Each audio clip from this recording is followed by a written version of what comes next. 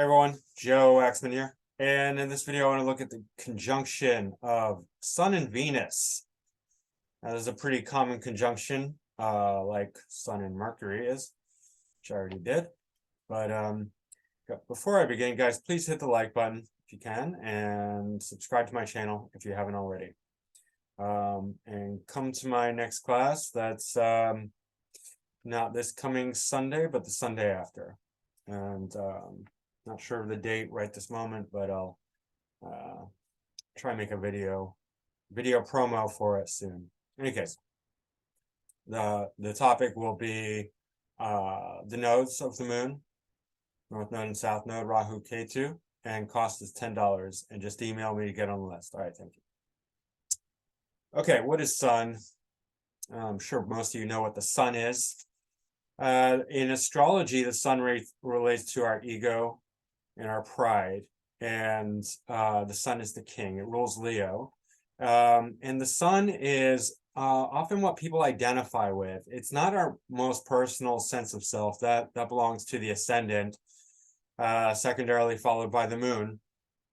But our Sun is the way we relate to the world, and the reason we identify with the Sun is because it eclipses everything else. And when we're out there relating to life, you know, being active in the world, it really, the Sun kind of takes over, you know. So there's a very, you know, good reason people say, well, I'm a Gemini, I'm a Leo, I'm a Cancer, I'm a Taurus, I'm an Aries, I'm a, you know, they're referring to their sun sign, and I do it too. I get, you know, it's just common thing because it's the Sun eclipses everything else. You know, if any planets or points or planets or stars or asteroids are near the Sun, or if it's daytime even, you just can't see them basically, mostly. You can sometimes see the moon in the daytime if it's not too close to the Sun. But generally speaking, the Sun eclipses everything. So the Sun is our worldliness. It often relates to fame, our ego, our ambition, and yeah, it's the bulk of our personality. What is Venus? So Venus is a feminine planet. It rules beauty. Beauty is one of the main associations with Venus.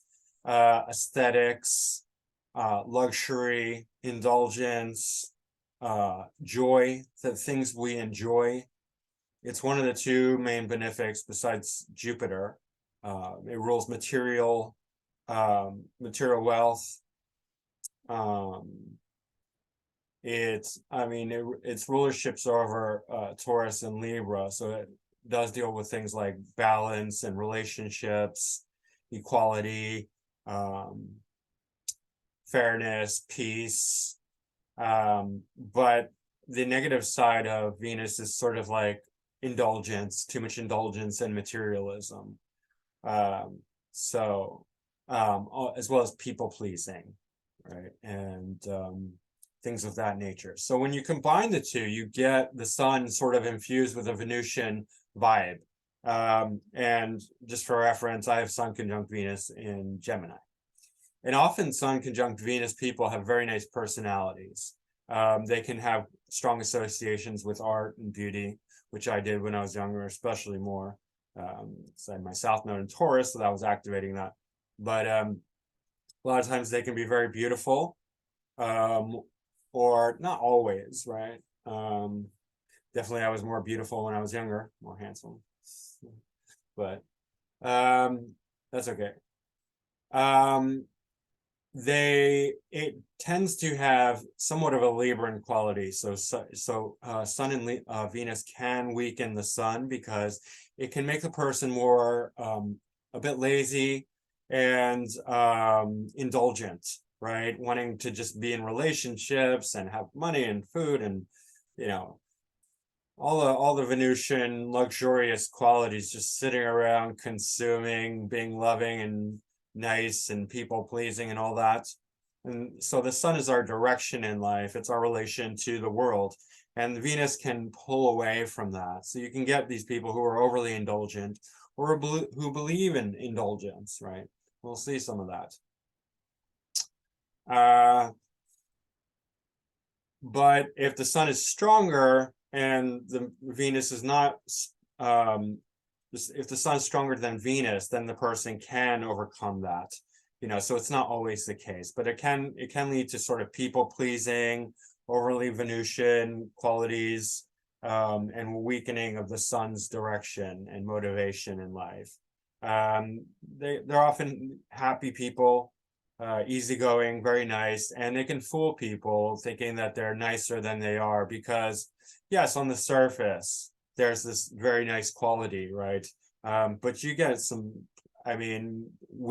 weak people who don't wanna have the kind of courage or personality to tell somebody what they really think or feel, but they'll do it like, sort of like, oh, I didn't mean to lead you on and hurt you. I just sorry I broke your heart or whatever, stuff like that. Like, yes, they tend to be yes men and yes women, and I definitely have that problem. But a strong Mars can fix that, definitely, and so can many other factors.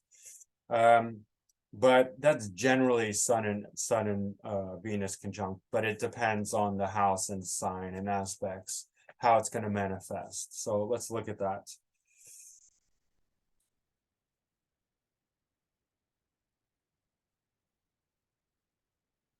We're going to start with Aries as always. All right. Hold on one second. All right. And so Robert Downey Jr.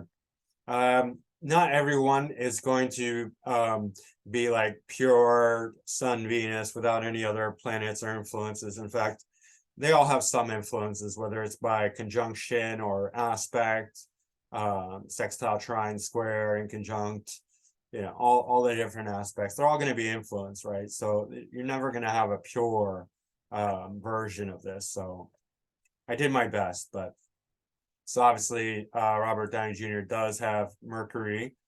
It's a little wider conjunct the Sun, but main conjunction is Sun and Venus in Aries, and he has that Aryan vibe, right? The go-getter, the large and in charge, very fiery. He's got a grand fire trine, very powerful Leo ascendant. So a lot of celebrities have Leo ascendant because it just really boosts the ego, the worldliness, the confidence. Sun in Aries is very confident, very fiery. We know as one of his most successful roles, maybe his most successful roles, is Iron Man, right? And so that's pretty interesting. And he's so Sun's exalted in Aries, and that's quite good. Moon also, this is great. Moon Jupiter in Taurus, where Moon is exalted, and then Jupiter benefits from that. That's well in the 10th house. 9th house is still prominent. It's trine the ascendant, so strongly influencing the ascendant, and connecting, bonifying, because the Sun it's the ascendant lord and the Sun. But yeah, it's just making it very nice. Venus is ruling the 10th house, so 10th house conjunct the Sun, so that is a fame indicator potentially, right? And the Sun being exalted bonifies the MC Lord. Right? Venus is also ruling the 3rd house of expression, so pretty successful combination here with the trines. Moon is exactly sextile Chiron, which is really good for that sort of fictional element. Also, actually, there's this opposition, Moon opposite Neptune in Scorpio in the 4th, and then trine and sextile, respectively, the Neptune and Moon to Chiron, which is really good for Neptune for acting. Especially in Scorpio, it would be really good for darker roles, right? Heavier, darker, somewhat violent, sex, violence, all that good stuff that we love to watch. And then the Chiron for that really sort of creative, comic book style, element, which would be the Iron Man thing, right? Obviously, he's done other roles. I can't think of any, but his most notable one, the one that I know him is from Iron Man. That's probably his most successful role. And the Chiron's conjunct Saturn, which is great in Pisces in the 8th house, for Iron Man, opposite Uranus. So that this seems to work. Saturn sort of crystallizes things, makes things very hard, right? So Iron Man, right? And then Pisces for fiction, for imagination, and then 8th house for again that depth of quality, the scorpionic vibe, the violence, sex and violence. Not so much sex in Iron Man, but definitely violence. Yeah. In any case, I'm not going to go into too many of these aspects because it'll take too long. Even though I kind of want to, like, this Pluto square the nodes, that's really interesting. And I believe he did have a drug problem, and then you can see that especially with this Neptune and Scorpio, but also the Piscean influence, and then the Uranus Pluto opposition here. It's 2nd house, Mars as well. Mars, Uranus, Pluto. That's pretty intense as far as 2nd house deals with consumption. In any case, extreme habits and whatnot. Let's move on. Who else has it in Aries? Pharrell Williams, Paul Rudd, Linda Goodman, she's an astrologer, Adrian Brody, Leona Lewis, and Jane Mansfield. And so this combination will tend to do quite well because the sun is strong, right? If the sun is strong, then you can count on these people not being overly, or at least if they are indulgent. So see Robert Downey Jr., like more than one influence for that indulgence, right? The drugs, alcohol, sex, violence, all of that. Not so much violence necessarily, but just consumption, being lazy, falling off the horse, that sort of thing. That's a Sun Venus combination. But the Aries Sun will definitely be able to, pull it back, get back on that horse. All right. Find your way, so to speak. Let's go to Taurus. And in Taurus, we're going to go with Ella Fitzgerald because, of course, the voice is going to be, Venus rules Taurus. So that's really a nice combination there. And just so we get some context, who else has it in Taurus? Daniel Day-Lewis, Jessica Lange, James Brown, Dominique Strauss-Kahn, and you probably never heard him, but I thought I'd throw him in there because he was head of the IMF, International Monetary Fund. So definitely get some big, rich financial fat cats in there. Rabindranath Tagore, who is a poet and philosopher from India, and Willie Nelson. Okay.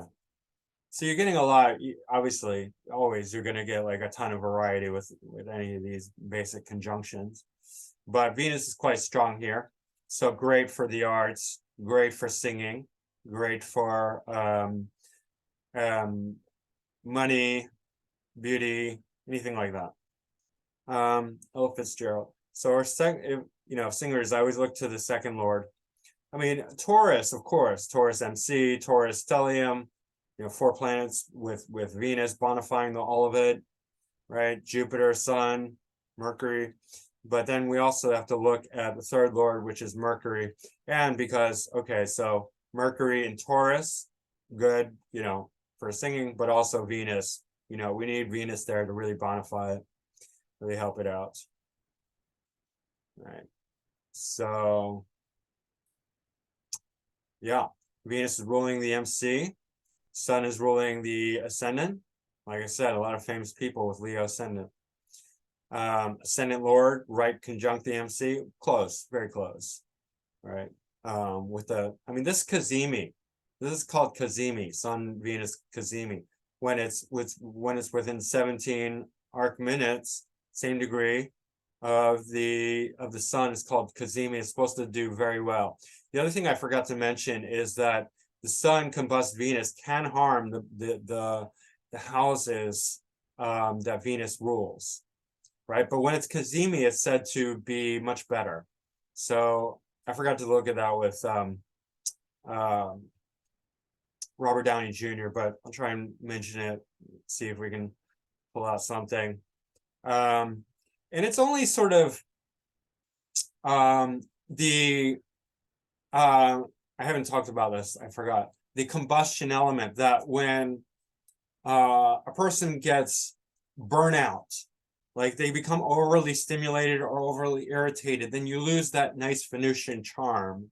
It's sort of like burning a food, you know what I mean? Like you're cooking it and then, oh God, it got burnt, you know, like however nice food you have, if it's burning, it's not that good. We don't like that, right?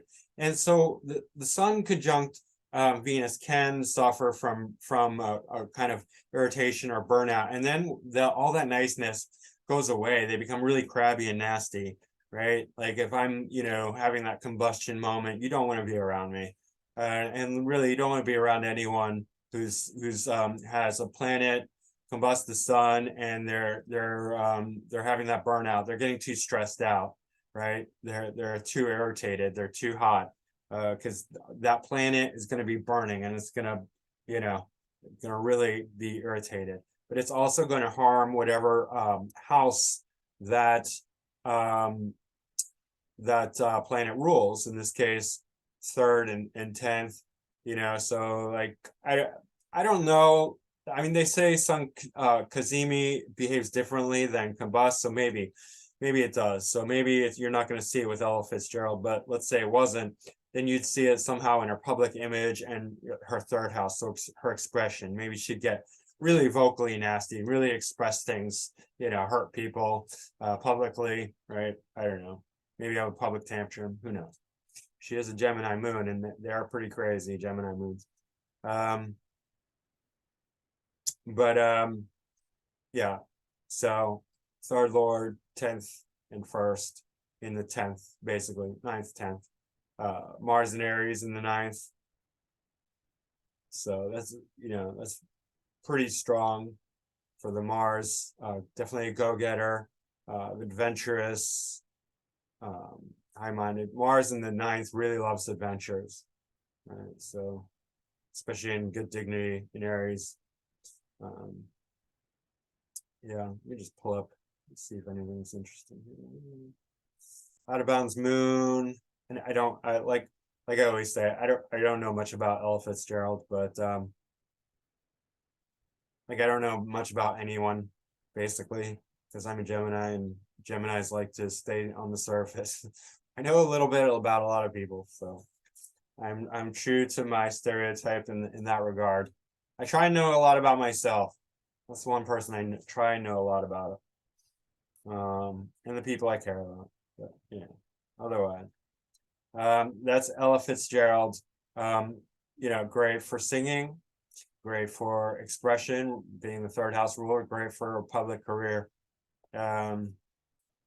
Yes, a lot of beauty with this combination. Beautiful personality too. Very likable people and generally happy. So let's go to Gemini. This is my sign. And Gemini, not as many in Gemini as some of the other signs, but we got Boris Johnson. Everyone loves Boris Johnson, Bojo. I'm just being facetious. No, they don't. Because he's an idiot. And I'm sorry that he has Gemini and Venus conjunct, because really, Yasmin Bleeth, Kate Upton, Blake Shelton, Jean-Marie Le Pen. He was the French prime minister or president or something. Teal Swan, who's very controversial, but I kind of like him. John Goodman. John Goodman's pretty good. Like a lot of people like John Goodman, and that's what we're going to look at. And Isabella Rossellini, who was the daughter of Ingrid Bergman, and I think Roberto Rossellini, a film director or something. Anyway, let's look at John Goodman.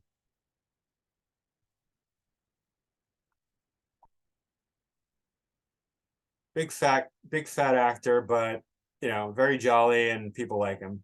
I like him. He's a good actor. Alrighty. And I got no problem calling him fat because it's just facts. You know, some people are like, oh, don't, you know, I don't know. I think I heard on the internet like obese is like the N word for black people, like for fat people. No, it's not. It's just a fact. People are obese, and I'm not going to stop saying it. So you know, whatever. Some people are obese.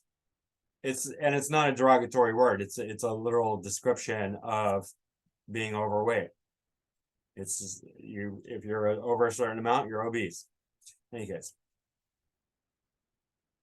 again, this Leo ascendant, right? You'll see it like tons of times with celebrities. It's really quite prominent, quite strong.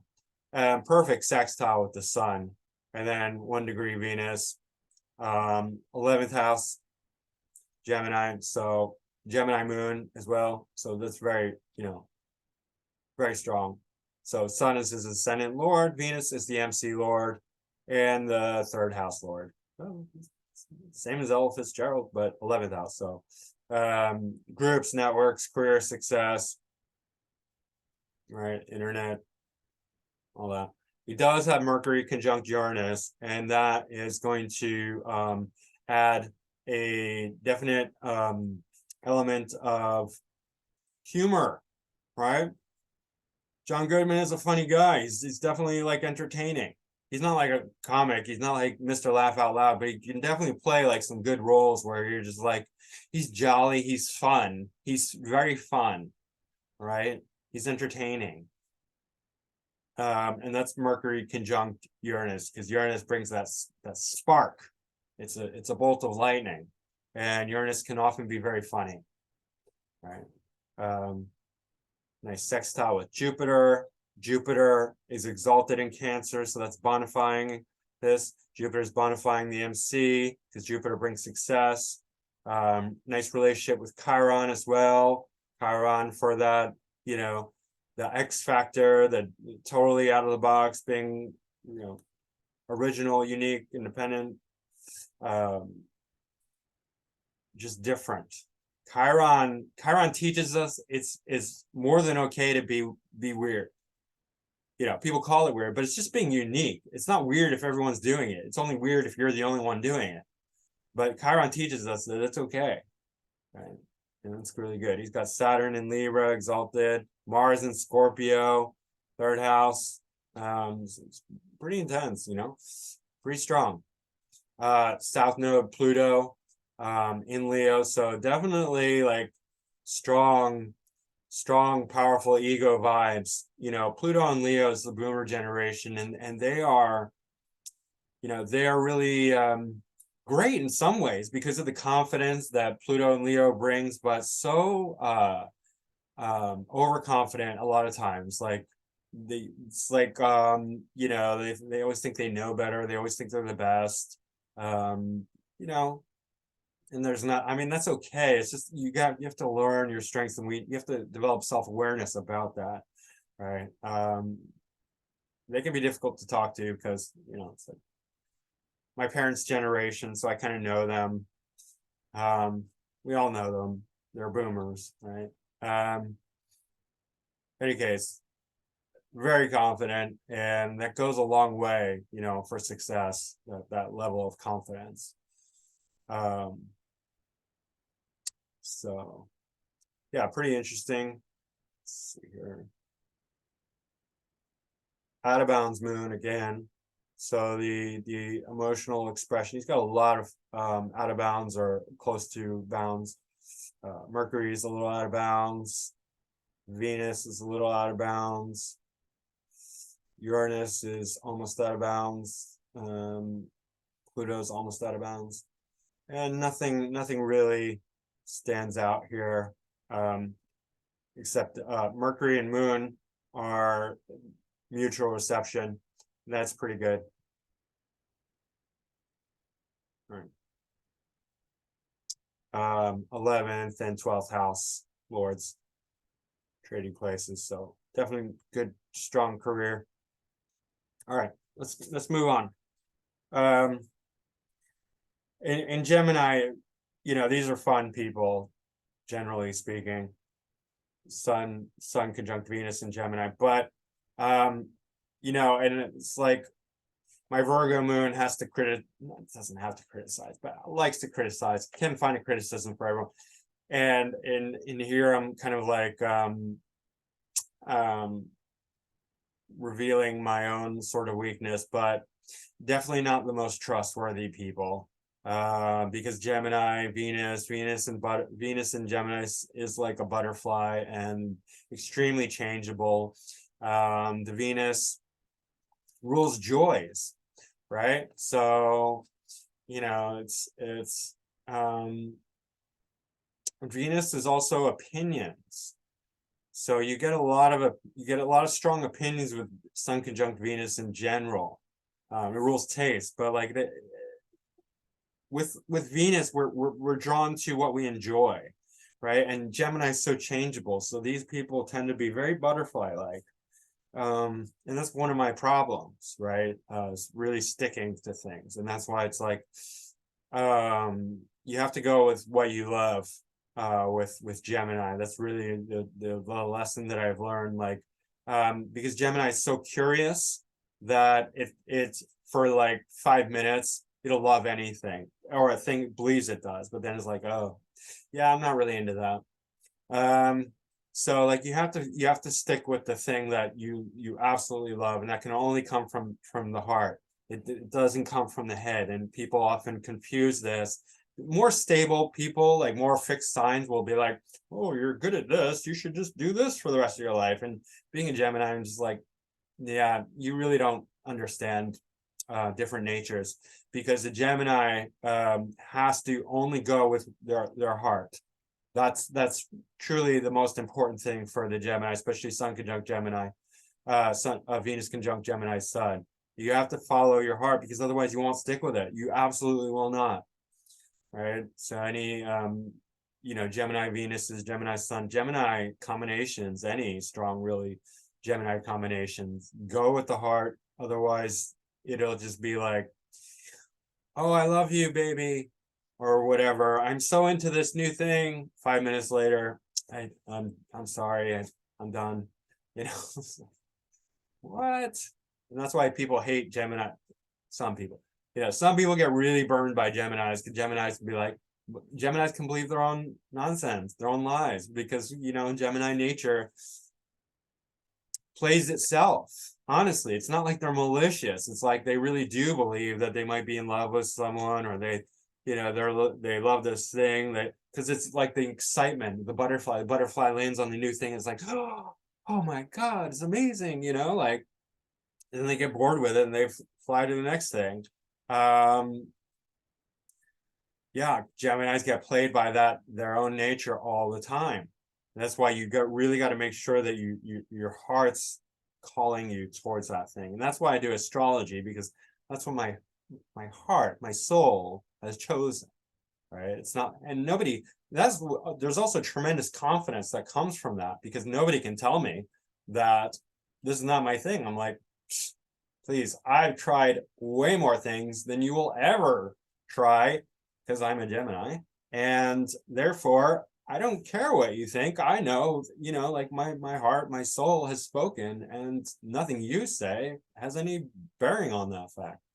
So anyway, that's the challenge of Gemini, especially Sun conjunct Venus in Gemini. So little insight into that one. Let's go to Cancer. And we're going to pull up Tesla, even though I looked at his chart before. It's always good to look at some people's chart many times. All right, and who has it in Cancer besides Nikola Tesla? Khloe Kardashian, who's famous for nothing. Alexander the Great. Aubrey Plaza, who you probably don't know her name, but you probably recognize her face. She's got, yeah, you've seen her, I'm sure. She plays a lot of, she's in a lot of stuff, just not usually not main roles, but Anyway, Marianne Williamson, who is an author, and she was also presidential candidate. Yul Brynner, actor. Pablo Neruda, who is an author. Is he a poet? Or maybe just an author. Maybe he wrote books. Anyway, Dan Aykroyd. I would have liked to look at Dan Aykroyd's chart because he's pretty funny, but there was no birth time. But we're looking at Tesla. And, Tesla's great sort of evidence or proof that, cancers can be every bit as intellectually brilliant as any other sign. Of course, he's got his Mercury in Gemini, and that's what you want to look at, right? Let's be honest. You got to look at the Mercury for, to tell how somebody's brain is going to work. So for a scientist, also he's got, Mercury within range, even though it's out of sign, of Saturn. And Saturn Mercury is very scientific. And then Pluto sextile Saturn also, because Pluto can be very scientific. Saturn, can really drive that even deeper. Not that every Saturn Pluto person is going to be scientific, but if other factors, Mercury in Gemini, Mercury conjunct Saturn, then that tends to lead towards scientific type thinking. But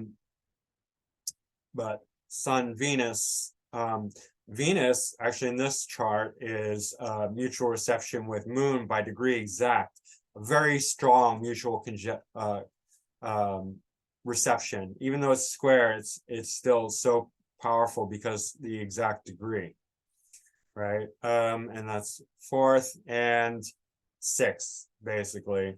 So 4th tends to, of course, like home, land, and also that sort of thing, but also like building physical things, right? Because it's dealing with the brick and mortar. So that still lends itself to machinery, like actually building machinery. And 6th house is very studious, very intellectual, academic, hardworking, right? And there's a really strong connection to Neptune as well. And he especially to this, by the sun, yeah, but there's the trine. And then South Node, and then Mars, and then by conjunction Moon as well. But that for his imagination, he had such a powerful imagination. He could really take things. He said, like it was said that, I think he said he could imagine things complete machines completely imagined, and that's Neptune in Pisces, right? In his mind, he could do all that, which is fantastic, right? It's part of his genius. And then he's got this Moon conjunct Mars, which isn't great, especially for treatment of women. But Mars is, if it was Mars in Aries, Moon in Aries, that would be different. But it's Mars in Libra, so it's passive aggressive, and he didn't have a good relationship with women. Moon is stronger, so he's not like, he's obviously not. Didn't come here to like schmooze women and have lots of sex and all that. He came here to be a scientific genius, but he did have a very difficult life, and that's reflected with a lot of these squares and inconjuncts, which he has a lot of, right? Squares mean challenges, squares mean hard work.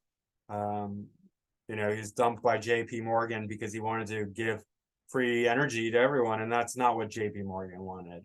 JP Morgan being the rich banker, who I looked at as well. Let's see, Venus. So we got the Moon Venus mutual reception, which is really interesting. Sun ruling the 5th house, entertainment, education, not really anything to do with children, but general education, let's say. Venus ruling the 6th and the 1st and 2nd, which is interesting. Definitely when the ascendant lord is conjunct the sun, I think that's quite significant, because sun being our connection to the world, worldliness, fame, notoriety, It shows that there's a unity between ascendant Lord and the sun, which are the two main aspects of our personality, and the sun is how we relate to the world. So there's not an internal conflict. So you can tell that he's all about being in the fourth house, Cancer, with the Venus moon mutual reception. And that's really focusing him, because moon is also a very personal planet. And it says that he's going to have he's all about this fourth house quality and being scientific, which means building machines. And then, Pluto on the ascendant also is very, very powerful. Especially scientific, deep thinking, but also like radioactivity, sort of like diving into like the deepest levels of science and like elementals and radioactive, and in this case electricity. Obviously electricity would be more Uranian. So that this Uranus being in Taurus also heavily influencing what he was going for, but like energy, electricity, all that. And let's go look here.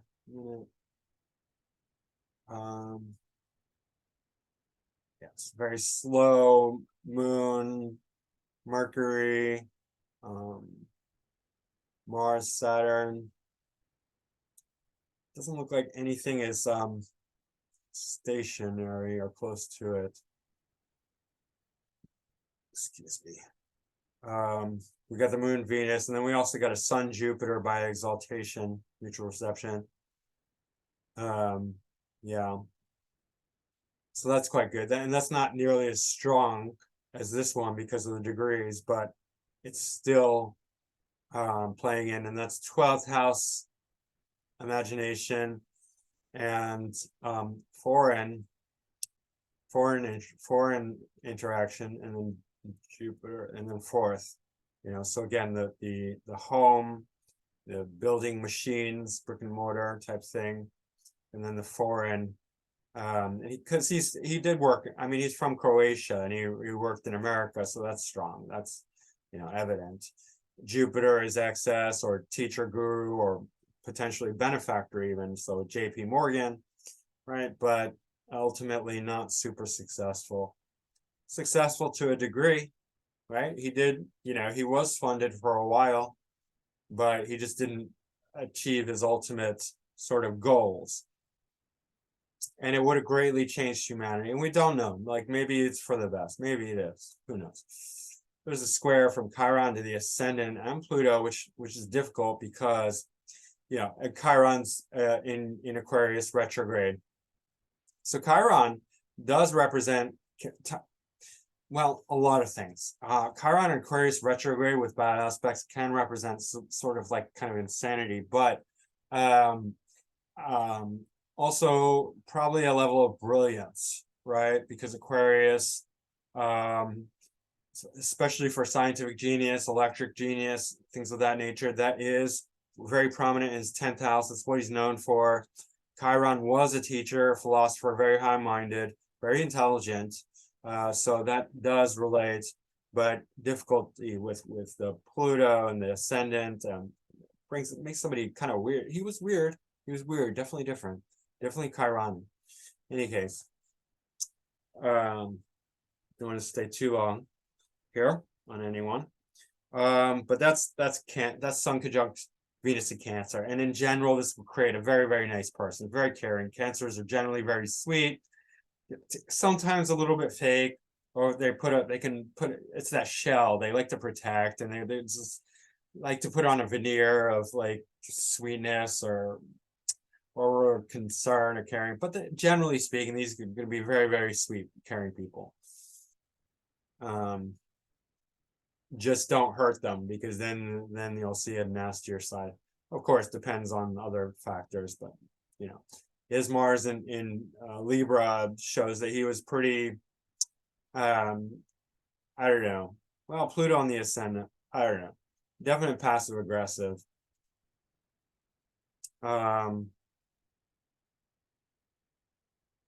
let's go to Leo.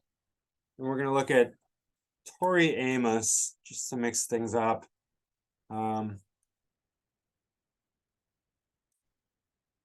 Another singer, but who else had it in Leo? Dua Lipa, who is a very young singer, who I'm sure the young kids know who that is. Tori Amos, John Stamos, Percy Bysshe Shelley, who is a poet. George Bernard Shaw, who he was a writer, I guess, right? Sorry. He's a famous guy. Some people know who he is. I don't. He's a writer. Tim Tebow, football player, and Whitney Houston. So the Sun conjunct Venus and Leo people are just like, oh my God. I mean, talk about colorful, talk about like, happy and bright and just like, ooh, turn it off, maybe turn it down a notch, maybe a little too happy, a little too bright, a little too cheery. But any case, Tori Amos is a bit weird, obviously, because she's Tori Amos. But she's got a Scorpio ascendant and then Neptune in Scorpio. So Neptune is perfectly trine Chiron and Pisces. So definitely bringing out the weird, Neptune is like the kind of out in space, being completely expansive. So her music, I mean, I'm not knocking her. She's extremely talented. I'm not saying she's not. And especially if you're a Gen Xer like me, you probably heard tons of Tori Amos, her just sitting on the piano, being all weird. I never really got into her, of course. I mean, I don't know. Like, I think she played more, her audience was generally like women. I'm not sure if any guys really liked her. Maybe guys who just thought their only chance with women was liking Tori Amos. But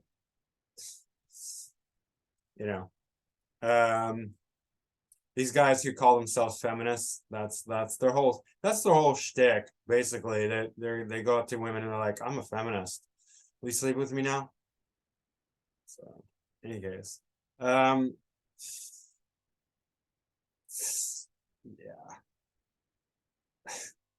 I mean, it sounds mean, but it's probably true. In any case, Sun is pretty square the ascendant, and that's actually not a bad thing because it means it's very high in the sky when it's in the 10th house.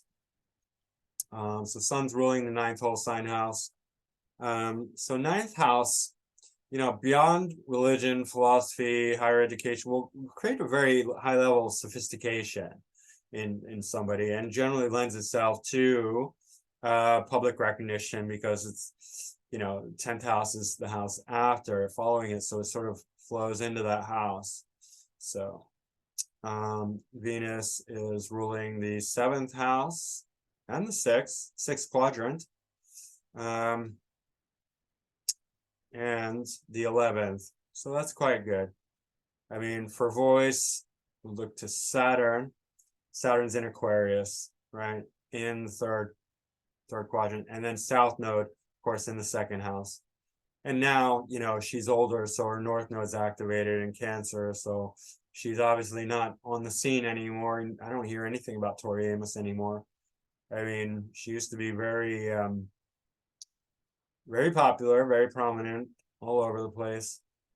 Now she's hiding in the 8th house.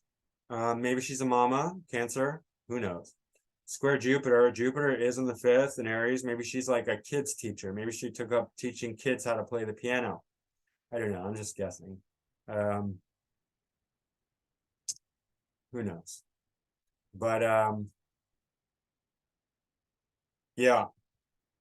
I mean, she's got a, like, the other thing about the 90s, a lot of these 90s, people, they were born in the 60s, and they had the Pluto Uranus conjunction, so many of them, and if it's prominent, then they're representing that, which is really interesting because you're getting that 60s conjunction of Pluto and Uranus, and then it's becoming popular among these people who have it prominent at a time when Uranus was conjunct Neptune in Capricorn. So it's really like, it's really interesting that combination. The 60s meets the 90s. You don't really think about that connection very much, but that's what's going on. For the Gen Xers, the 90s music. That's the 60s meeting the 90s. So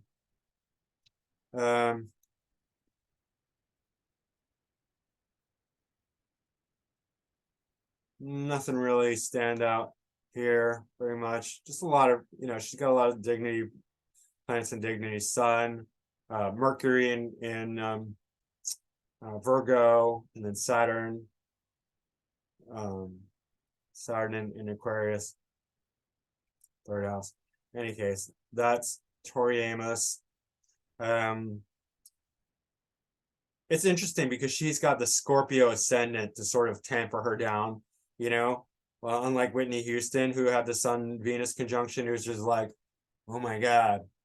But like with Whitney Houston, you had the indulgence problem, right? The drugs, the alcohol, the success, then she can't hold on to it, and she's just like, I don't want to, it's kind of sad, but there is that tendency to lose your way, the possibility to lose your way through indulgence with Sun conjunct Venus.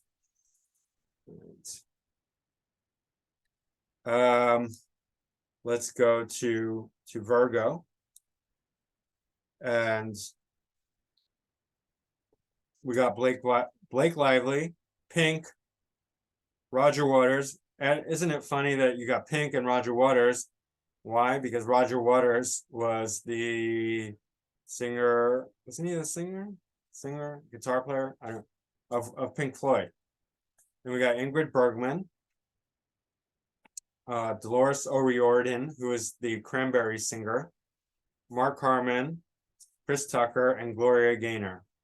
So let's look at Ingrid Bergman, because she starred in one of the greatest movies of all times, Casablanca. Of course, it wasn't her that made the movie great. It was Bogey, Humphrey Bogart.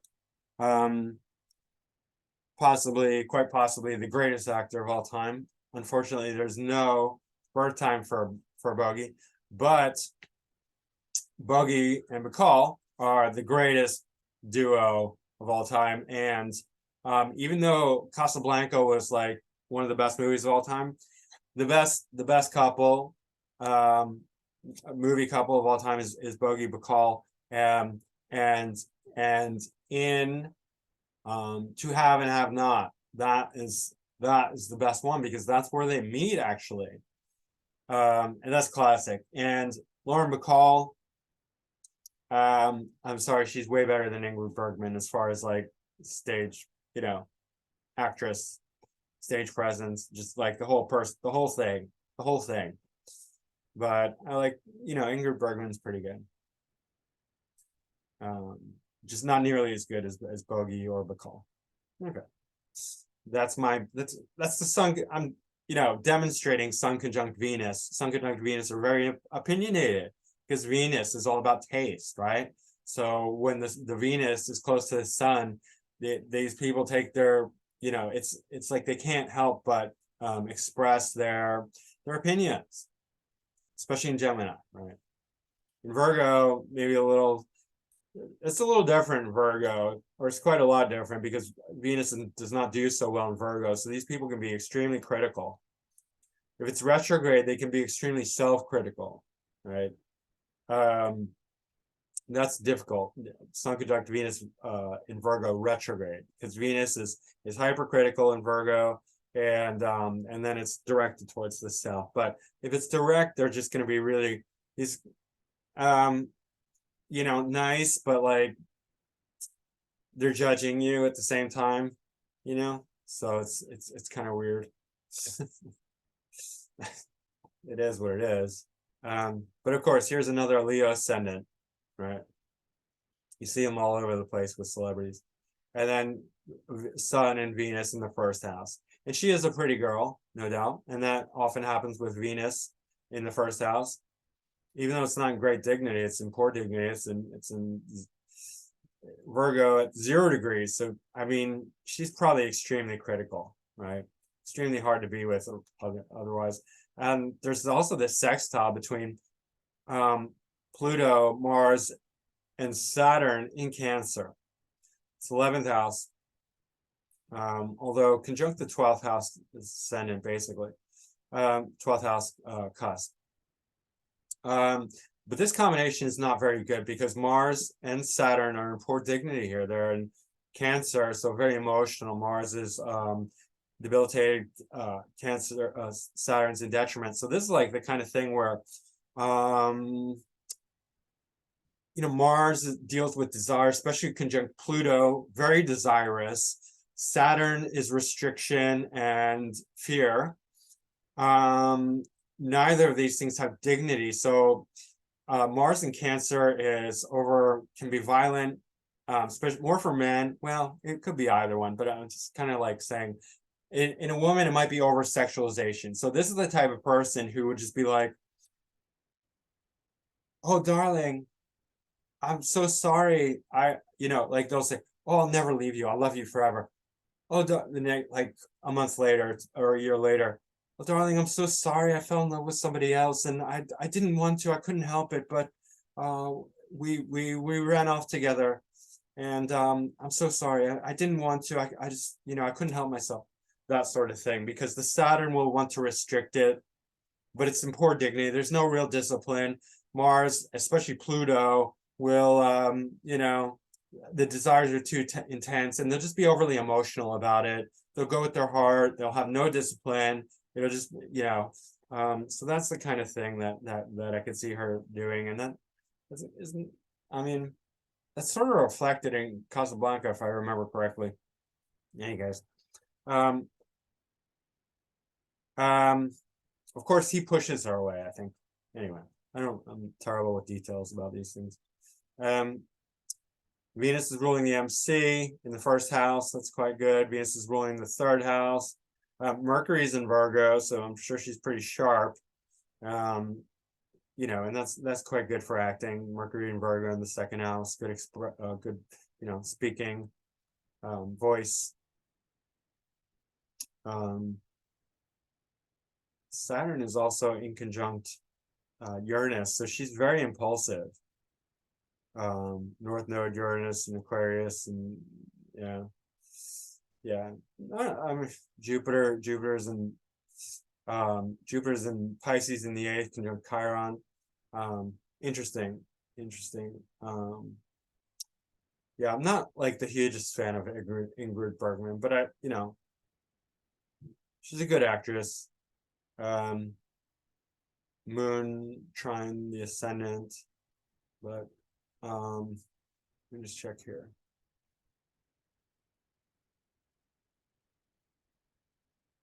Moon Mars. I didn't realize that.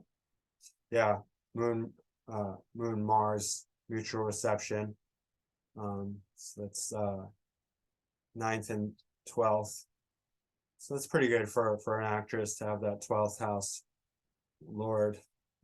So that's bonifying. That probably helps her somewhat, gives her some dignity, especially as Mars. Maybe not as overly sexual as she would be otherwise. I mean, Saturn tries to restrict it. She's like, feigning modesty, but really she's just all, wanting to be with all, different men. Oh no, I didn't mean it. I couldn't help myself. All right, let's move on.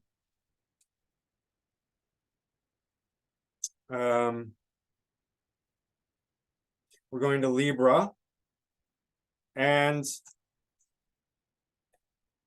Venus is strong in Libra, and you'd think this would be great, great combination. It's not, and we'll look at that.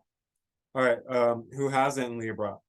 Pierre Bonnard, so he's an artist, like an impressionist artist. Annie Besant, who is like a Freemason. She's a British socialist, and she was an advocate for the liberation of India when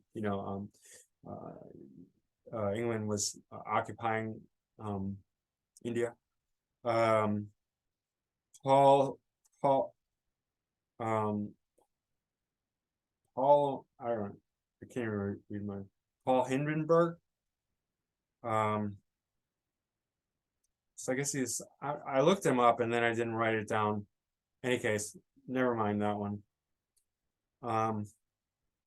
Brittany Griner recently made the news. The female male, she's a male basketball player,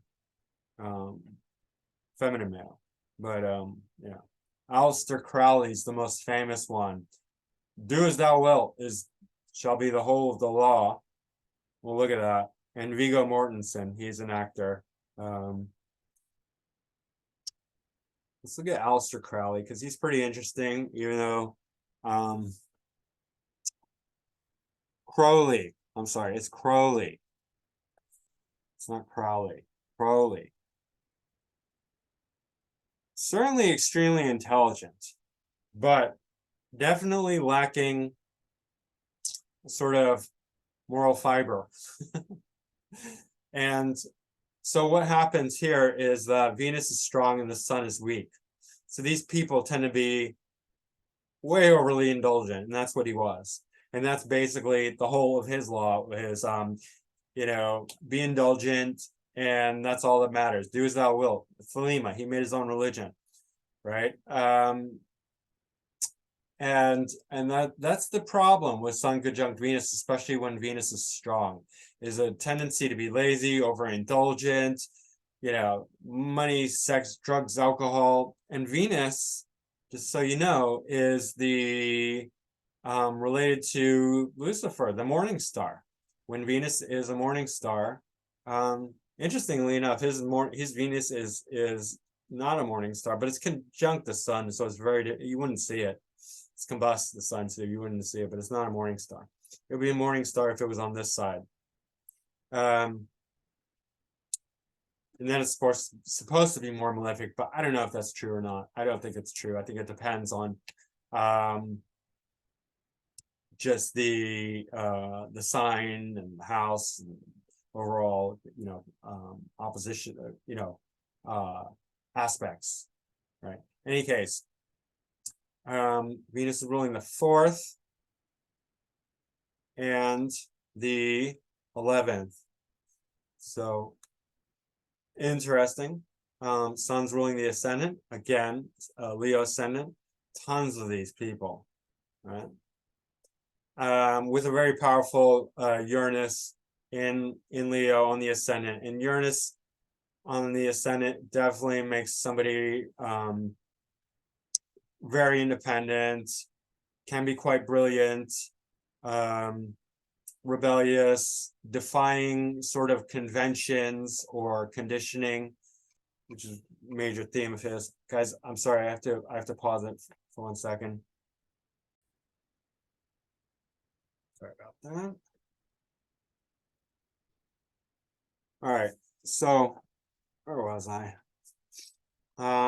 Yeah, Uranus, and he was quite brilliant. He was also an astrologer, a good astrologer. I read some of his stuff. It's pretty good. It's not, I mean, it's not great, right? But it is interesting. Uranus is opposite Saturn in Aquarius. It's good Saturn. So he was a mixed bag for sure.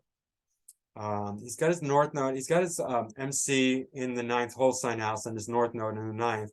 And so for somebody who creates a religion, generally you would see somebody with North Node in the 9th, right? Because religion, philosophy, and not that everyone who has North Node in the 9th is going to create their own religion, but they might create their own philosophy, and it might not be formalized as a religion. It just might be, they might be like very philosophical, right? I know other people who are like that. They're just very philosophical, right? With North Node and 9th. And North Node tends to want to create.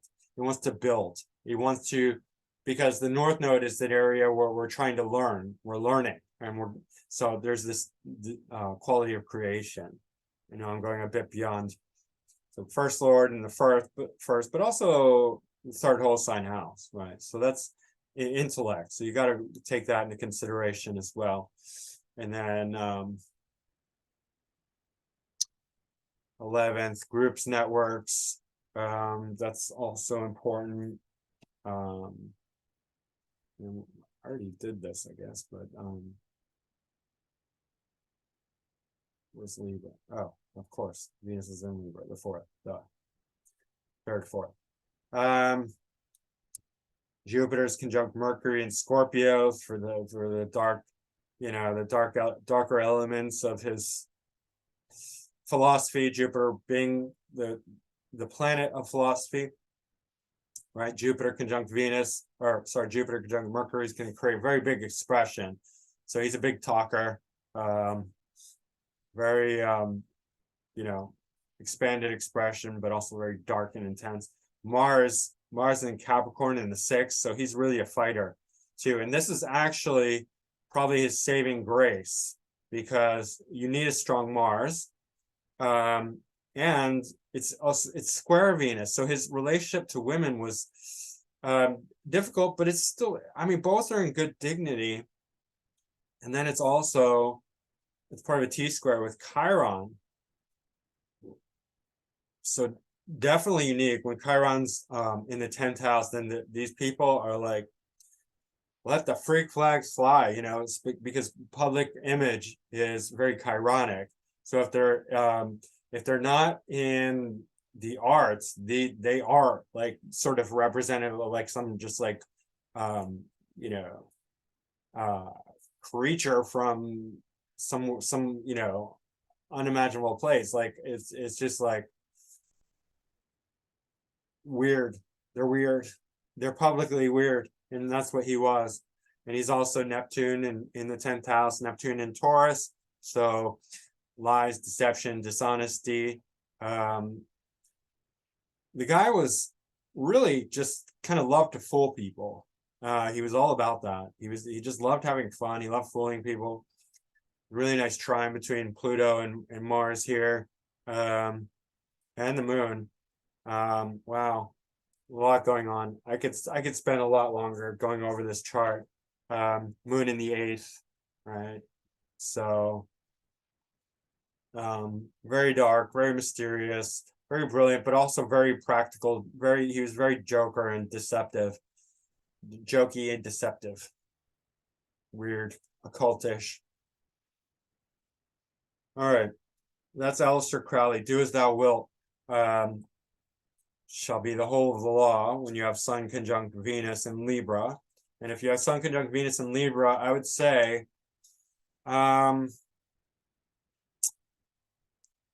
maybe haul it in a little bit. Maybe try. Maybe make an effort to not be too indulgent, overly indulgent, in any case. All right. Scorpio. We got Leonardo DiCaprio, Joe Biden, Sophie Marceau, Charles Manson, Joaquin Phoenix, Demi Moore, Anne Hathaway, and Gordon Ramsay. So I wonder, if you're not being an actor. Oh, one more person. Let me go back 1 second. One more person who has it in Libra is, damn it, I can't remember their name. Never mind. They're a writer, and I already looked at their chart, and I can see their image. I'm just missing their name. So I remember planets better than names. In any case, sorry, that was stupid of me. But let's go back to Scorpio. I'm just trying to make a point here that if you're not an actor, being all like dark and like intense and whatnot, or you're not like on TV, like cooking and yelling at people, calling your show Hell's Kitchen and all that, like Gordon Ramsay. How's the Scorpio expressing itself with somebody like Joe Biden? I'm just, for those of you who think he's like this nice guy who cares about everyone, he's just being all like, nicey nice. Where's all the Scorpio energy? Just really think about that and answer it for yourself. You might come up with some good conclusions. Scorpio is really deep and intense, and definitely relates itself to some dark things, right? And if you don't see those dark things somewhere, those dark things are happening underneath the surface where you're not aware of. Better believe it. And Scorpio ascendant, Scorpio Uranus, conjunct the ascendant, North Node in Scorpio, 8th house Sun and Venus, trine Pluto. So I can tell you that the Scorpio has to express itself. All right. Leonardo DiCaprio, he's an actor. Where's his Scorpio? It's coming out on stage mostly.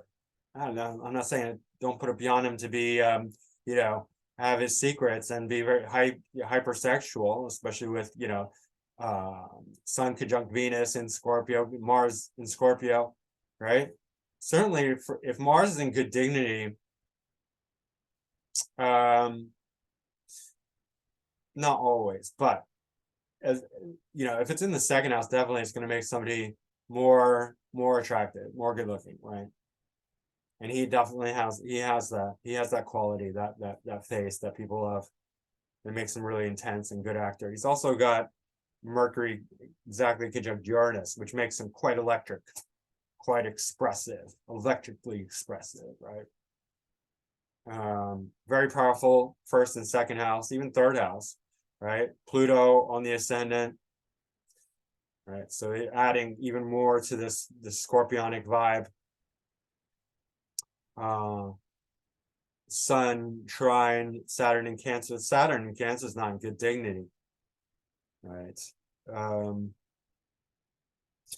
But it is good for movies. You know, it's not good for leadership. I'm not going to trust this guy when he's sitting on his yacht telling us to, you know, not drive our cars. It's pretty shitty of him. I think his politics are like dopey as like can be, just like most Hollywood celebrities. Of course, he's a good actor, right? He's got his North Node conjunct Neptune in the third house, expression, and it's very, you know, full of second house planets too, of course. And then Sun ruling the 11th house, career success, groups, networks. Venus ruling the 8th house, deep, dark, intense, and sexual. And Venus is the ascendant lord as well, right?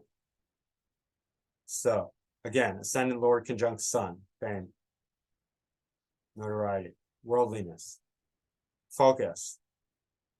Moon in Libra in the first house, right? So he's all, there's no like internal conflict with him, not major anyway, about his path, about what he's going to do. No, if ascendant and ascendant lord are at odds with the Sun and not strongly connected to the MC in some way, this person's going to be scattered. He's got a Jupiter in conjunct Pluto, exact. Jupiter's in good dignity in the 6th house. And that's really intense. And then it's square Neptune. Two malefics. Jupiter's excessive. Jupiter in Pisces is very good, generally speaking. But what's the problem with Pisces? What's the problem with Jupiter? Problem with Pisces is escapism, drugs and alcohol. Jupiter's excess. 6th house is daily routine, daily grind. He might have a drug habit. I'm not saying he does, but I'm saying he might. You know, he might be excessive. He might like to indulge every single day. And I have seen photos of him looking rather bloated. So I know he does like to be excessive when he's not, you know, when he's taking time off on his yacht, you know, with all these young girls. 5th house, Lord, in poor dignity, retrograde, square Chiron in the 7th. Chiron in the seventh likes unusual, is attracted to unusual people, very, very, different, unique characters, standout people. Fifth house for youngins. So I know he likes young girls. And that's another thing about Sun conjunct Venus, which I didn't even mention, especially for men, is the attraction to women. Because Venus is a woman. Venus is a woman for man. Venus is relationships. Sun conjunct Venus love to be in relationships. They love to be close to women, right? It doesn't mean necessarily that they're not going to be gay. It depends on or bisexual. It depends on the planets and it depends on all of it, all the information, right? But you still love women, right? And even if they're gay, then they love to, like, maybe they like women friends. I don't know. But in generally speaking, they Sun conjunct Venus love to be around women. I do too. In case you're wondering. I like women better than men. I do. That's Sun conjunct Venus thing. All right. Let's move on to Sagittarius. Joseph Stalin, Jimi Hendrix, Emily Dickinson, Ed Harris, Diego Rivera. Diego Rivera was a Mexican painter. He painted all the murals. I wanted to look at his chart, but no good birth time. Joe DiMaggio, Judi Dench, Robert Hand, who is a astrologer, and Billy Connolly. We're going to look at Emily Dickinson.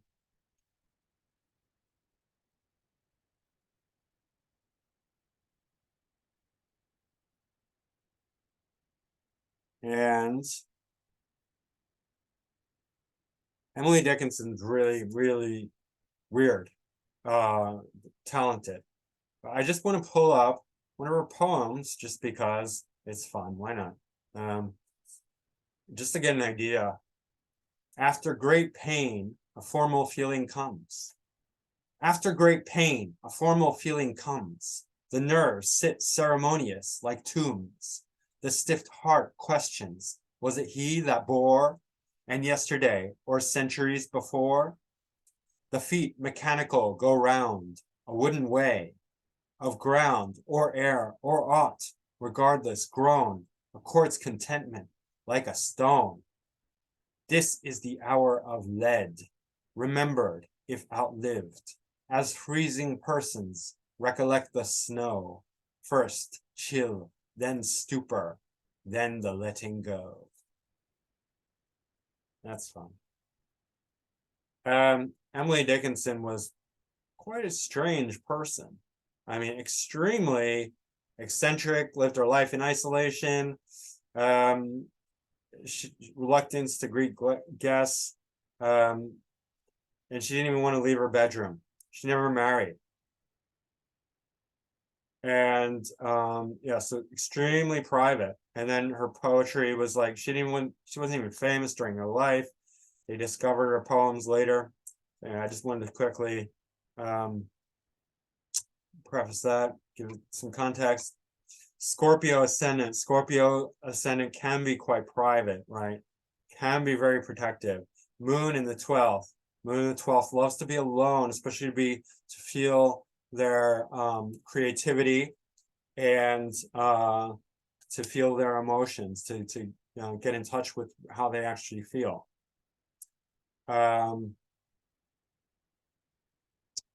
Let's look at Mars. Mars is in Aries conjunct Pluto, so extremely intense, right?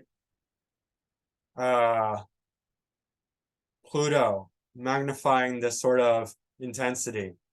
And if you ever see a planet that's retrograde and conjunct a planet that's direct, you'll know that these are potent planets because they're moving slow, because it's about to go retrograde. Now look. Out of balance planets. Mars is slow. Pluto is slow. Okay.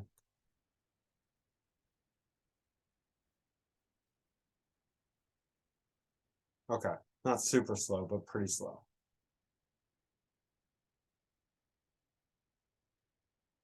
No.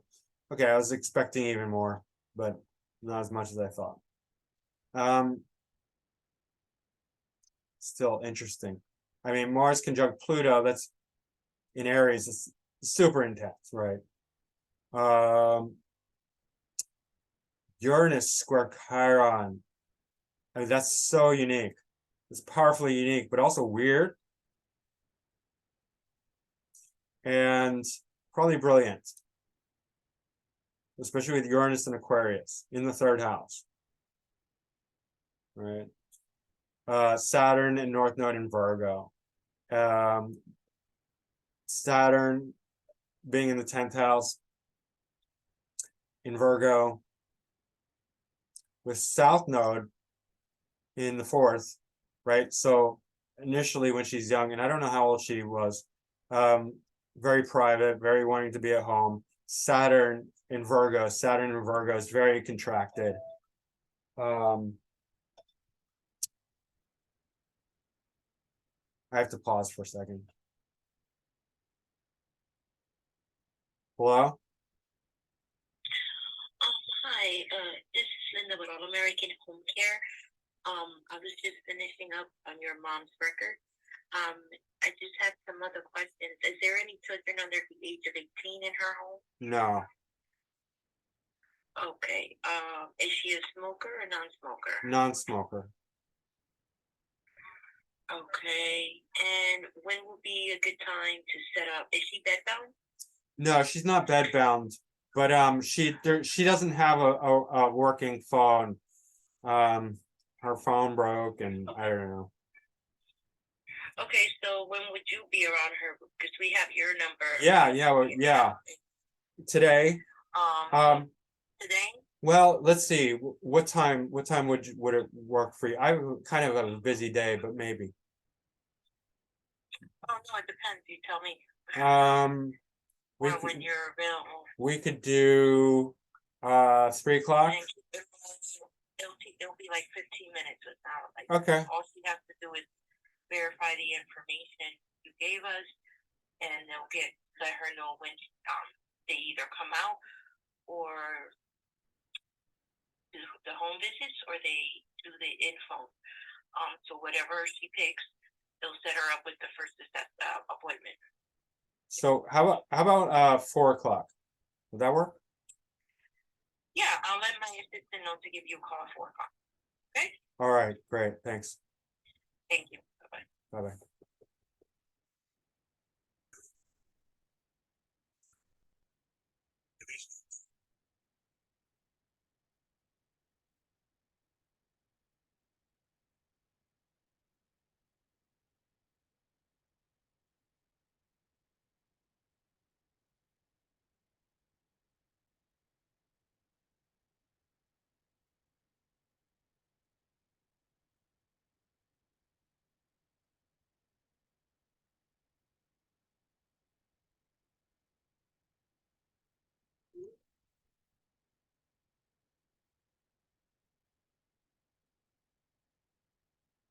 All right, sorry about that.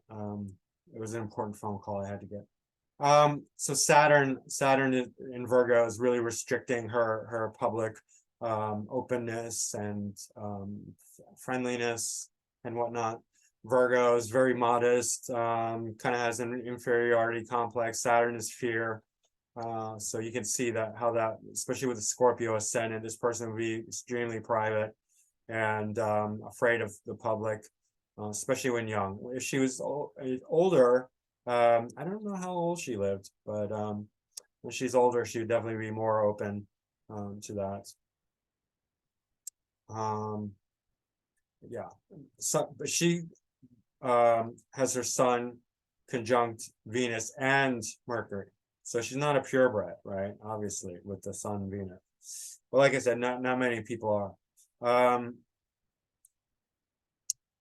Venus is semi-sextile, the ascendant. It's interesting. very, very strong ascendant Lord Mars, right, in the 5th house. So for entertainment, 5th, 6th. So also like, getting down to business, getting down to work. Nice sextile with Uranus between, especially Pluto and Uranus, but also Mars. So that level of brilliance is coming through to her actions and her initiative activity. 6th house Lord is Aries, so it's ruled by Mars. The 6th house is a very intellectual house. Right? So for writing, it's also important, 6th house.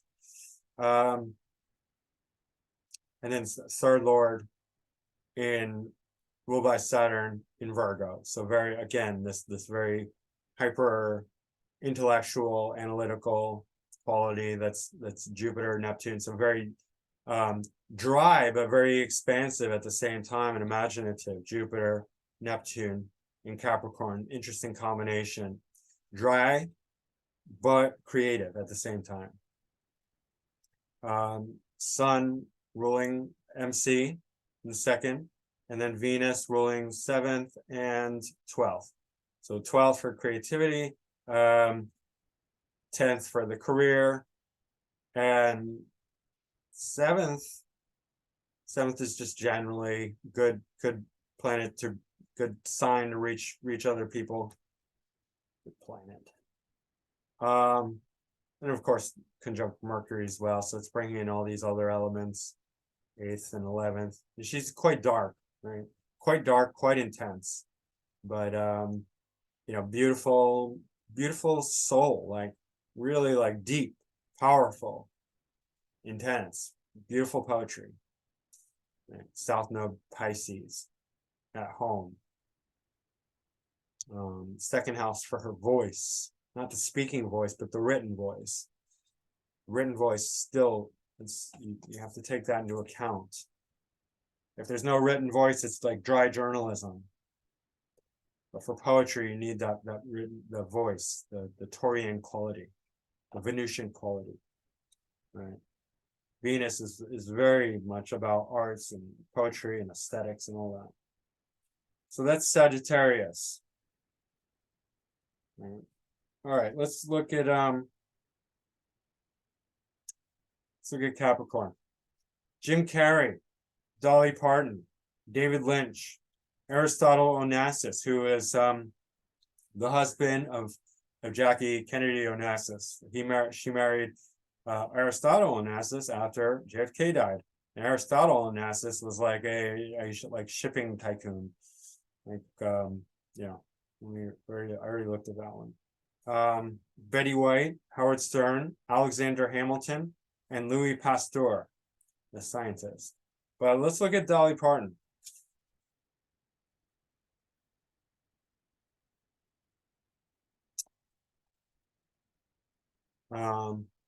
She's certainly interesting.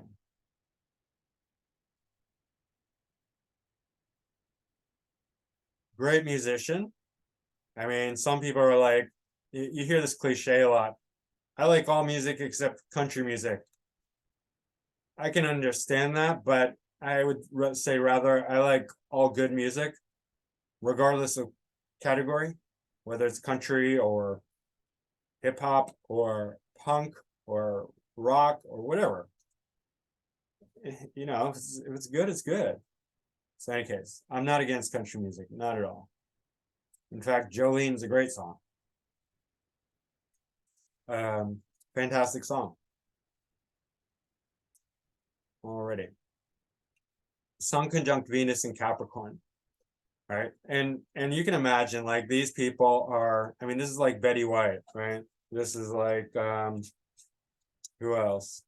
I mean, of course you have these very obnoxious people as well, like Howard Stern, Jim Carrey, who's, big mouth. Jim Carrey, of course, has Jupiter conjunct Mercury, so that's why he's such a big mouth. But generally, like it's kind of Capricornian conservativeness with the Venusian niceness. So they're very, very nice people. A lot of times, not always, right? At least on the surface. This is in the 5th house, Virgo ascendant. So you can see that she has this very strong earth quality, and earth is quite conservative. So you tend to get like these more conservative people. She's kind of dumb. I'm only saying that not because she's like blonde and big boobs, whatever. She's actually extremely talented musically, but politically she's dumb. Like she's like, I don't know, she let herself be sponsored by Pfizer, which is like, you just gotta be brain dead if you're gonna do that. But in any case, we'll forgive her, I guess. Recognize her for what she's good for, which is music. In any case, Neptune in Libra, Chiron in Libra, Jupiter in Libra. So 2nd house, and then Venus conjunct the Sun.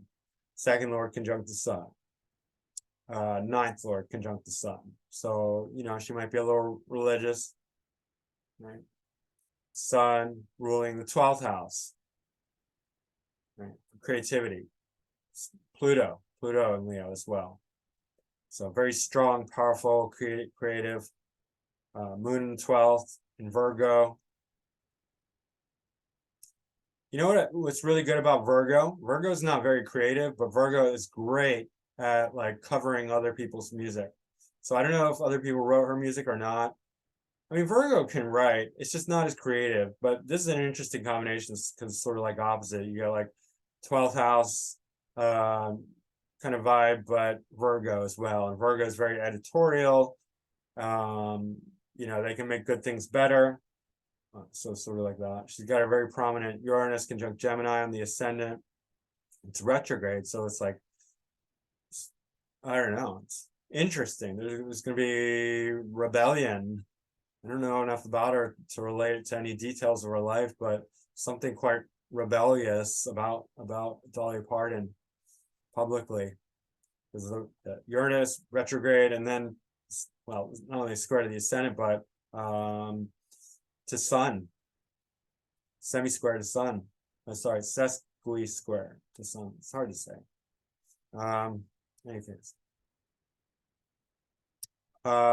Mercury is also in Capricorn, and that is trying the ascendant. That's bonifying the ascendant. That's really good, right? And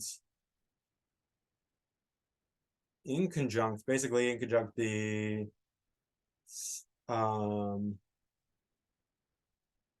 Uranus in the MC. So that's interesting.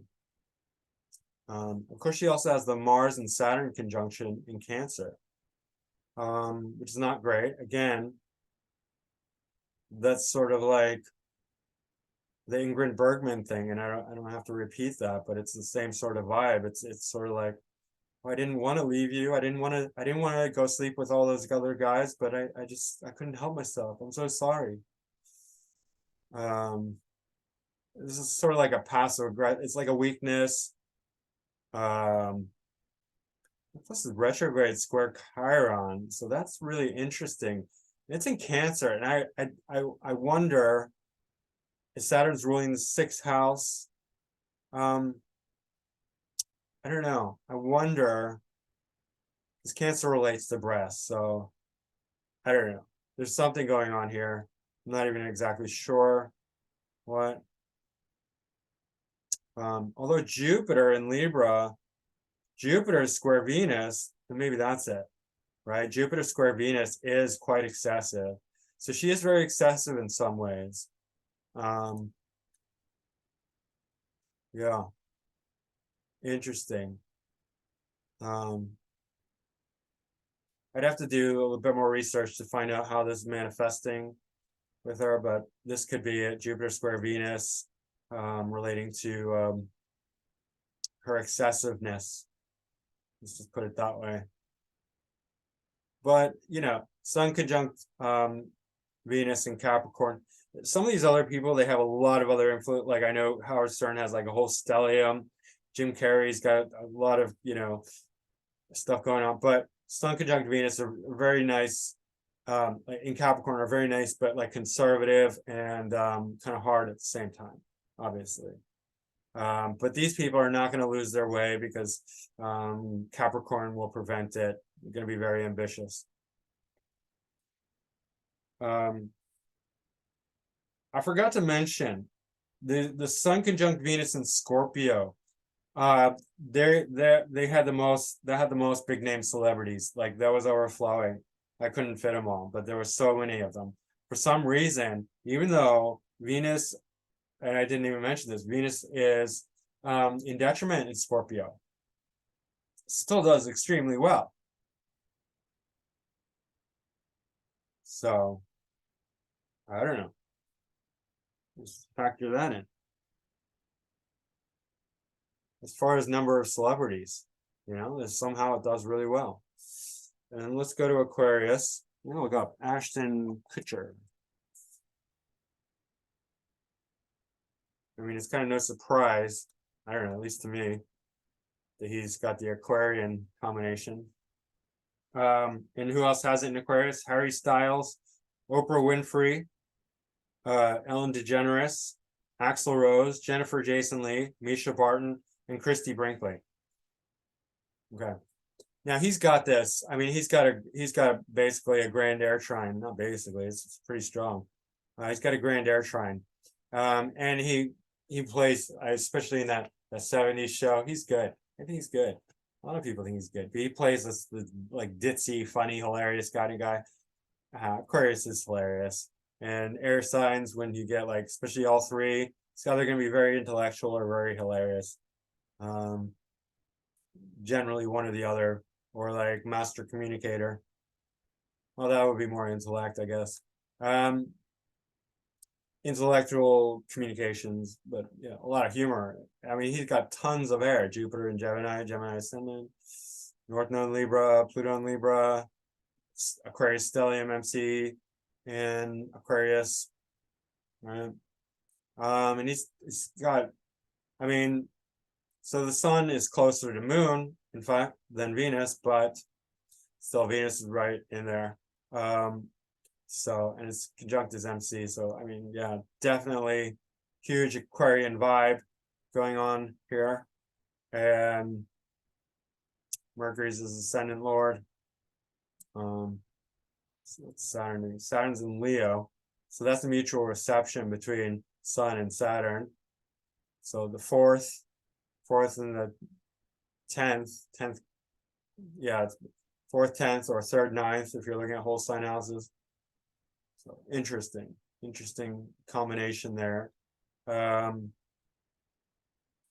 in Leo is not great, but Sun in Aquarius is a bit nutty. But the mutual reception really helps that a lot. Venus ruling the 12th, great for acting. And the 5th whole sign house. It might be in the 5th in a different quadrant style, and then North Node and Pluto in the 5th. Pluto exactly trying the ascendant, so he's going to be quite Plutonic, right? So I wouldn't be surprised, like he can play some darker roles. I can't think of any, but I'm sure he could. Some like darker, more serious acting. He could pull it off. He's got his Mars in Cancer, so definitely not. I mean, that's the 2nd house. So 2nd, 3rd. So it's because it's conjunct in the 3rd house cusp. So his expression can be very aggressive, off the handle. He might be hypersexual at times. His taste might be quite aggressive, overly, Mars in Cancer doesn't behave itself very well. Neptune in the 7th, great for arts and acting and all that. Not very trustworthy, tends to attract drug, alcohol types. he might be dishonest with people, or people might be dishonest with him, both. In any case. Uranus also in conjunct the ascendant, Uranus and Scorpio. Sixth house, that's sudden. He has to be careful. Sudden health issues, sudden death. Eek. Yeah. Also square the ascendant. Square the sun. No, it doesn't. No, it doesn't look like it because of the position, but you got to look at the degrees. Square the sun in conjunct the ascendant. So anyway, that's Ashton Kutcher. Interesting guy. Very airy.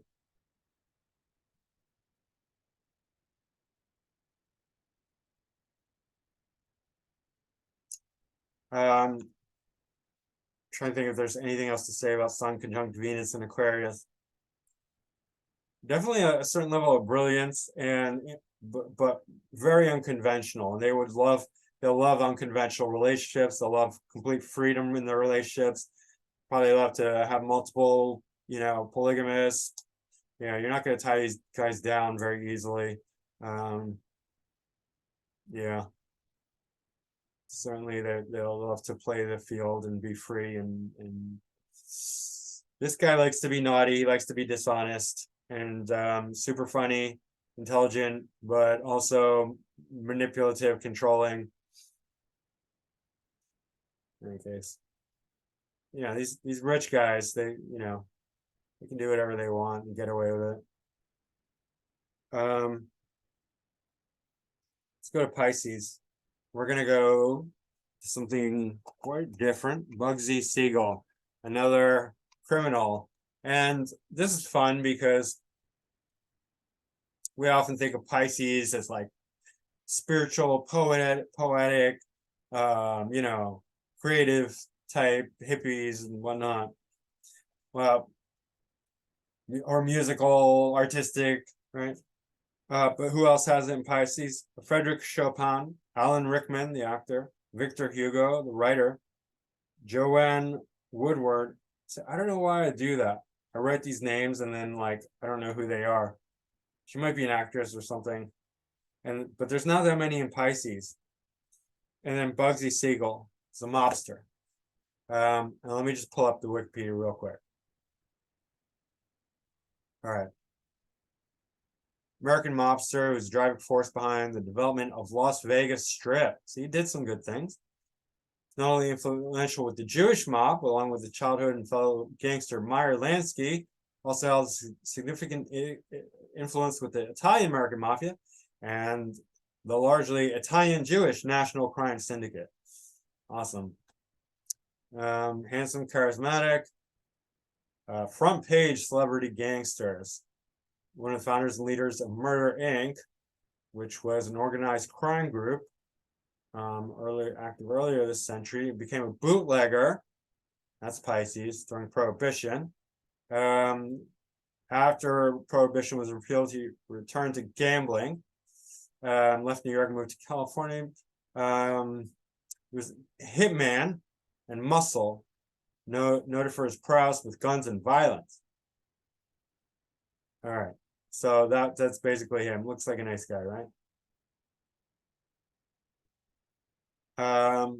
Scorpio ascendant.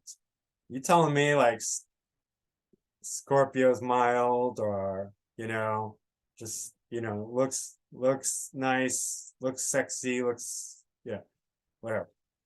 Scorpio, almost every single criminal out there is going to have Scorpio, Pluto, or 8th house combinations. I would say 90 some percentage of the time. But he's got a Pisces stellium, and Pisces is a sign that we don't usually associate with this sort of thing. We might associate somebody with a drug addict with strong Pisces, or an alcoholic, but not usually like a hitman, murderer, And he's got his Venus, because Venus is exalted in Pisces. So there's a lot of beauty in there. And then so he was described as very handsome, right? And then he's got, and then Mercury's in Pisces. Mercury's not very good in Pisces, but Mercury conjunct Venus in Pisces is very artistic and creative and musical and talented, especially in the, well, it's the fourth house. I was going to say fifth house, but it's close to the fifth house cusp. It's moving to the fifth house cusp. So I wonder if he did have some talents, right? I mean, this is Mercury is trying the ascendant, so that does indicate a fifth house connection by aspect.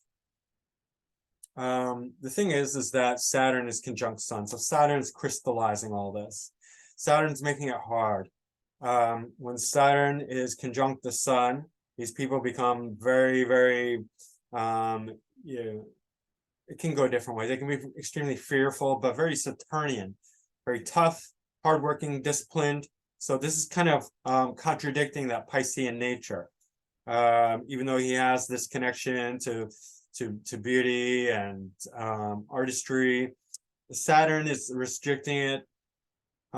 Scorpio ascendant also with a Mars and Aries in the sixth house. This guy's very fighty, very violent, very aggressive. Not that everyone who has Mars and Aries in the sixth is going to be, criminally minded. Even if they have a Scorpio ascendant, but it is pretty tough. It is pretty strong, right? It's pretty intense. Then he's got the other co-ruler of Scorpio, Pluto in Gemini in the eighth, right? And you can see it's not quite exact, but there is still an inconjunct. So it's like sixth, eighth, okay? Eighth house for the domination, sixth house for the fighting and competition and, fighting enemies, all right? That's strong, okay? And then here we got fourth house, Pisces, for bootlegging, for drugs, alcohol. The Saturn's tough. Sun, Venus, indulgence, right? Overly, like, just, that's sort of like Aleister Crowley.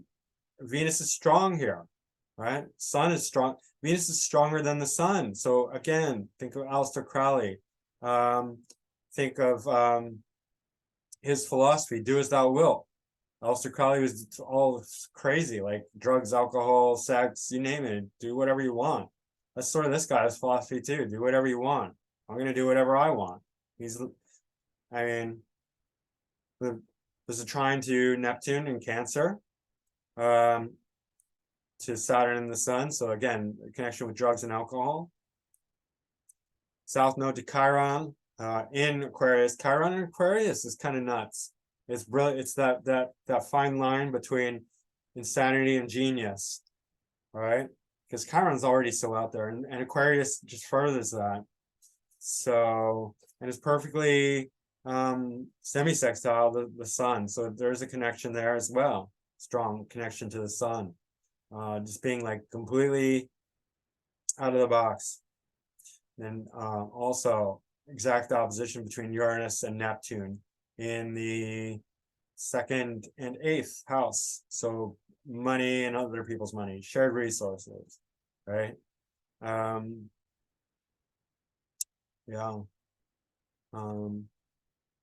There's a sextile between Saturn and Sun between Uranus. So that's another strong connection. Uranus would just be shocking, right? Sudden events, accidents. Capricorn is very cold and hard.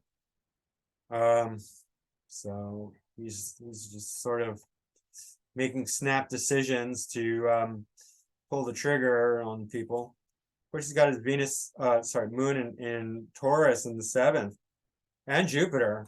So in fact, he's very good with people because Venus, moon is exalted in Taurus. Jupiter in the seventh is very generous, so he actually knows how to work people, how to schmooze people, how to talk to people, how to win people over, how to make friends, how to be a nice guy when he wants to. He can cover up that criminality and just be like, hey buddy, hey, let's talk. Put his arm around him and just like schmooze him, butter him up, because that moon is very warm and loving and caring. It's all good in Taurus, and so is the Jupiter. Jupiter in the seventh is very generous, right? So he could be good to people that are on his side, that you know he's cool with. Pluto's in trine and sextile with the nodes, so that's going to be play an important role. 8th house again. Gemini, very clever as far as 8th house, digging deep, so clever in the realm of for him crime. I have Gemini in the 8th, Sun and Venus, but it's more like towards astrology, right? But it's still quite good, a strong combination, because you got the Scorpio ascendant, then the 8th house, right? Gemini, that's the significant house for Scorpio ascendant. And then we got, look how slow this is. Boom, here it is.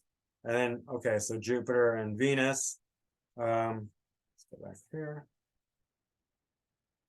Venus, Jupiter. So mutual reception. So this Venus is very strong.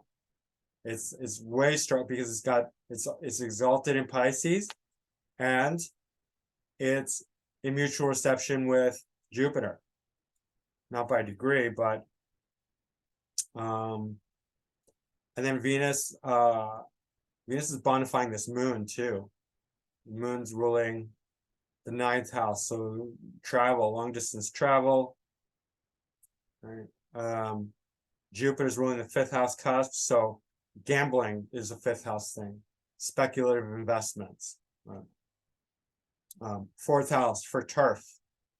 You see gangsters a lot of times have a strong 4th house because they want to rule their turf. They own certain areas, and that's their turf. A lot of trines, very talented actually. All right. And then Pluto is very slow and potent. Pluto is so potent. Okay, well, not as slow as can be, but 4 days from station. So it's very slow, very potent, very strong. Right. Pluto is power control, especially in the 8th house. It's kind of home in the 8th house, right? So it gains extra dignity. So as is Mars and Aries in the 6th. So very strong character, very aggressive, very powerful. And just, this Pisces is sort of just all embracing. It's sort of like, yeah, whatever. Let's just get this money. Venus, get this money, get this good stuff, get this, get all the indulgence. I'm not gonna mess around here. No rules. That's a kind of Piscean thing. No holds barred. All embracing. Pisces has no boundaries. That's kind of Pisces nature. So it's interesting, this Bugsy Siegel. But you also get a lot of artists with this combination. A lot of artists and creative types. Yeah, they just discipline would be a problem for them. Holding it in, knowing when to say no, knowing when to put the bottle down, or put the pills down, or put the weed down, or put whatever down. The indulgence, the drugs, the alcohol, the escapism, the maybe sex for some people, right? Or just laziness. But yeah. Potentially extremely poetic and creative and artistic in any case, or good for acting as well, in the case of Alan Rickman or Victor Hugo or Frederick Chopin. But that is Sun conjunct Venus. Difficult, but difficult for the person, but they make really nice people. Just don't be fooled by them, because they'll yes you to death, and then just be like, oh, sorry, I just had to go and sleep with somebody else. I didn't mean to hurt you. And I mean, I guess I'm exposing myself. I'm not like that. I've actually never cheated. I've been cheated on, but in any case, whatever. It's always unique, but definitely changed my mind a lot. Definitely say yes to stuff, and then text or phone somebody and be like, I'm sorry, I can't do it. But in any case, yeah, that's Sun conjunct Venus, and I hope you liked it. Please hit the like button and subscribe if you haven't already. Email me to get on my class list. Nodes of the Moon will be the next one, and a reading with me. My website is macroastrology.com. My email is macrogoldmachine@yahoo.com. And leave a comment down below. Let me know what you think. That's it for now. And we'll move on to the next one next time. It'll be Sun conjunct, I guess moon. Sun conjunct moon. Alrighty. That's it for now. Thanks. Bye.